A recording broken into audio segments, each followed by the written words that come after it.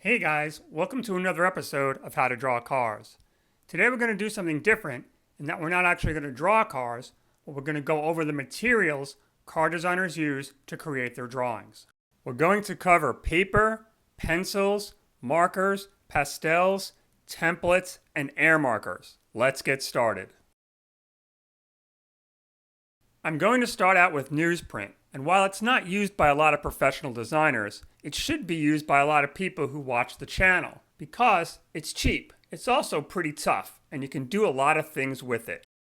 It's great for doing ideation sketches with colored pencils like I've done in a lot of videos on the channel. You can get really dark darks and really nice fades to really tell the story of your designs.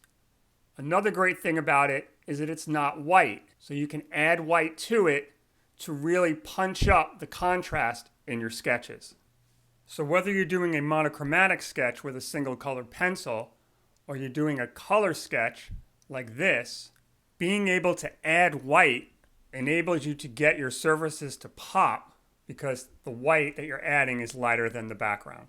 But newsprint is good for more than just colored pencils. As we look at this close-up, I've got marker, chalk, color pencil, ballpoint pen, gouache paint, really a full spectrum of materials that I can use to tell the stories of my design. The next kind of paper we're going to talk about is tracing paper. Tracing paper is a lot like newsprint in a sense that it's inexpensive and it's pretty versatile. It comes in rolls and pads, and the nice thing about it is that you can see through it. This translucency allows you to generate a lot of ideas very quickly. So let's take a look at an example of this where I was asked to design an interior for a two-seat sports car. Once I had my underlay done, I was able to generate a lot of design themes using the tracing paper. Tracing paper will take pencil and marker equally well. One of the cool things is that you can work both sides of the page, so you can get some really interesting effects with shadows and reflections. Tracing paper is sort of an in-progress medium. It's not designed for presentation drawings, but is an indispensable part of getting design work done. The next type of paper we're going to talk about is bond paper, or Xerox paper, or copy paper, which is pretty readily available in most places. So I like to use 11 by 17, which gives you a very cinematic picture plane. It's very horizontal. Now the great thing about bond paper is it's very white. The marker saturates into the fibers and you get a very vibrant look to your drawings. But you don't necessarily have to even have a color to make it work. So here's a drawing that I did for a client of an engine design, and it's just bond paper with two markers, a thin marker and a thick marker, and you can see how crisp and clear it is so the client can understand my intention for the design. The other cool thing about bond paper is that it takes ballpoint pen really well. You only need one or two colors and things can start to really become impactful. You can do some really impactful sketching. This is great for anybody with a limited budget or with limited access to a lot of materials. Now ballpoint with just a hint of color and you can really start to create some atmospheres that bring the sketch to life. Another cool thing about bond paper is that you can trace through it. You can easily slip that sketch under another piece of paper, trace it, and then add the color to the new sketch while preserving the original line drawing. So here's a design that's all about subtleties. You've got these beautiful shifts between the mint green and the gray, and the bond paper allows you to express that. Here's an interior. Some black, some grays, some tans, some white colored pencil to start to tell the story of the interior. How about some details? We've got the HVAC. This is a very simple drawing. Some grays, some blacks, little white pencil, and again, I'm describing what's going on in my design. Lastly, here's a front-end sketch that has all the impact, all the drama, all the reflective quality. It's just some marker on the bond paper. The next type of paper we're going to look at is called Canson paper. And the unique thing about Canson paper, and it comes in a wide array of colors. One side is smooth and the other side has a very distinct texture on it. So if you look closely at the line work, you'll see that the white lines are very smooth and they just looks like a normal sheet. But if you flip it over, now you've got this rough texture that can give you a different look to your sketches. Okay, so how do you know when you've made it as a professional car designer? When you start to use Benfang 360 as your sketch paper. I remember being in college and it seemed ungodly expensive. And if I wasted a sheet, I was sick to my stomach. But when I got to Chrysler, I used it all the time. I loved the way my colored pencil sat on the paper. It just really popped. I didn't use it for presentation drawings. I used to sit out on this little cart with the clay modelers, and I would sketch the car, different parts of the car, show them what I wanted through the Benfang paper and a colored pencil. If we were working on the front end, I would grab the pad, I would sit out there with them, and I would draw the sections of the fascia, say, and I'd say, this is how I want you to do it. Sculpt it like this, make it look like that. And so it didn't matter what part of the car it was, I was able to create all these little sketches with them on the floor while they were sculpting the model. So it was a very effective way to very quickly work with the team to get the model finished. Here are some examples of how the Benfang works with marker and ballpoint. It's excellent for doing these sort of product design sketches. I never really use it for exterior renderings, but for these kinds of product design details, very plasticky looking parts, the Benfang works really well. Whenever I had any downtime, I would grab the Benfang pad and a colored pencil and draw something other than cars. So the last paper we're going to look at is vellum.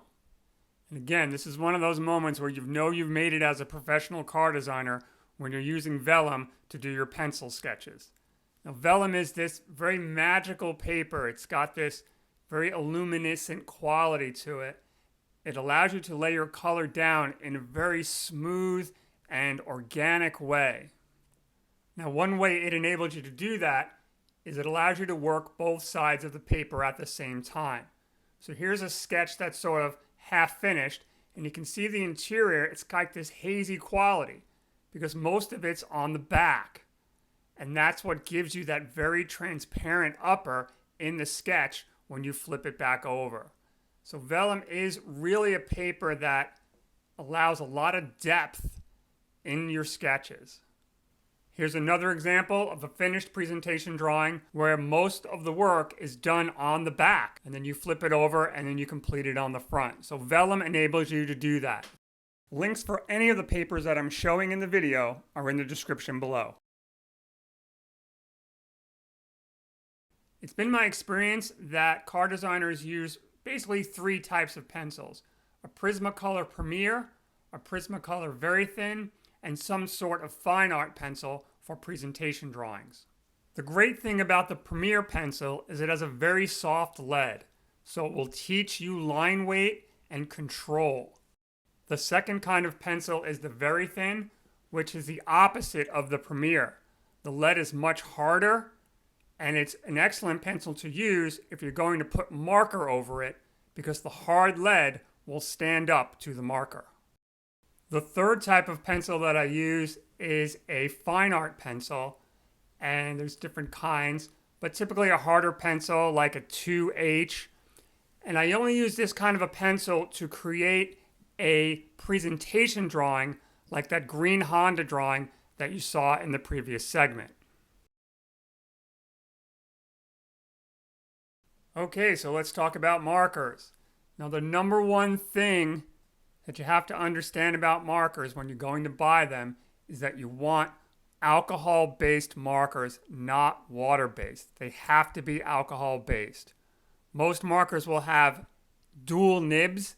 They'll have a wide nib on one end and a more fine nib on the other end. Don't get hung up on brands. Just make sure you're buying alcohol-based markers. Now, there's no doubt that markers are very expensive for what they are, but I don't want you to get stressed out thinking that you need to have a lot of colors in order to do really good quality design sketches. You don't. Markers are sold in sets many times, and often you can get a set of gray markers, and that's all you need. Now, you can also buy individual gray markers, and if you wanted to save money or if it was less expensive, you can buy every other number because they're numbered 1 to 10. So if you can purchase 1, 3, 5, and 7, or 2, 4, 6, and 8, those 4 gray tones will give you a lot of options to create very powerful design drawings. So the last medium I'm going to talk about are pastels. And pastels are used exclusively for putting in the sky reflections on your car design drawings. They give a nice soft tone, which is the opposite of the hard ground reflections that you get with markers. So one alternative to pastels for your sky tones and your sky reflections is an air marker system like this one from Copic, which consists of a can of air, a trigger, and then the marker and the color of your choice. So the marker fits into the trigger, and then you push down on the button and the marker gets blown onto your page, creating a very soft shade of the color. So the last thing I'm going to talk about are templates. These are indispensable for sharpening up and tightening up your drawings. If you're doing a presentation drawing to a client, templates will allow you to create a level of professionalism and a very photorealistic quality in your drawing. So the first thing we're going to look at are French curves, which enable you to put in your door cut lines and all your shut lines with a white pencil or a black pen. The next thing we're going to look at, which are also indispensable for car designers, are circle templates. Why? Because we draw a lot of wheels. Now you should be able to draw a wheel without a circle template. That is very important. Don't use these things as a crutch because they will come back to haunt you. Professional designers use templates again to tighten up their drawings. If they need to draw a circle, they can. But if they're doing a presentation drawing of a side view of a vehicle and you want it to be tight, you want to use a template. So I've saved the best for last, and that's ellipse templates. Now the ellipse templates come in sets and they're 5 degrees apart. They're spaced 5 degrees apart. So what that means is if a circle is 100 degrees, if it's 100%, a 10% ellipse would look like this. So you're only seeing 10% of that circle. So the templates are spaced from 10, 15, 20, 25, and so on, up to 75 for the small set and 85 for the large set. Well, I hope this materials walkthrough was helpful. Give the video a thumbs up if it was. Subscribe to become part of the community, and if you're interested in a more formal course on automotive design, check out my courses on the Udemy platform. The links are in the description. You can also join our How to Draw Cars Facebook group to get feedback and share your ideas. Lastly, all the links for the products shown are in the description below. The company does ship internationally if you're outside the US. As always, thanks for watching.